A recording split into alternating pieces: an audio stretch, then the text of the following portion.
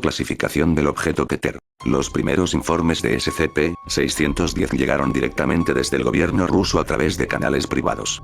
Estos informes se componían, fundamentalmente, de desapariciones de agricultores de la región y no fueron tomados en cuenta hasta que la policía local, seguido por la policía regional y, finalmente, el gobierno envió agentes que dejaron de informar en un plazo de 72 horas.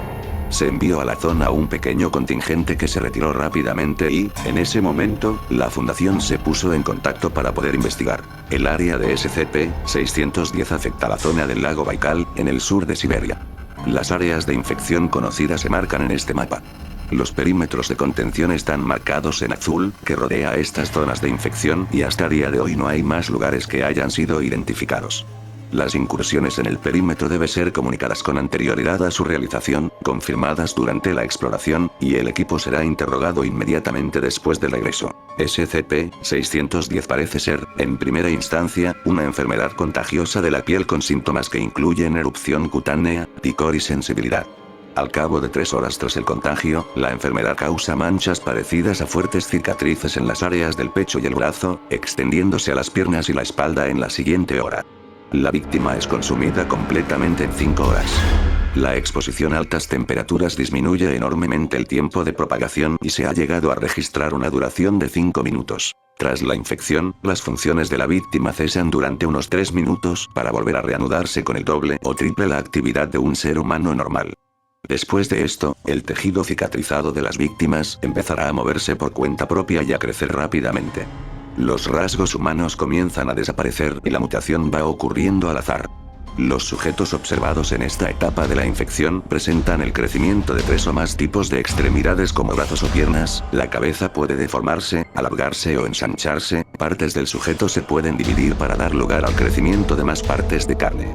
La duración de esta etapa es desconocida y no todos los sujetos aparentan con llegar a las últimas etapas. En condiciones desconocidas, la persona infectada deja de moverse y se coloca en un lugar que estime conveniente en el cual echa raíces. El crecimiento carnoso comenzará a propagarse a través de todos los objetos que lo rodean para consumirlos.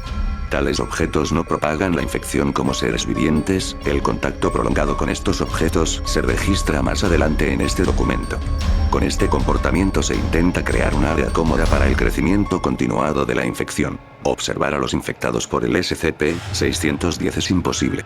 Las personas infectadas con la enfermedad intentan buscar ayuda como impulso humano natural, dando lugar a infecciones no deseadas.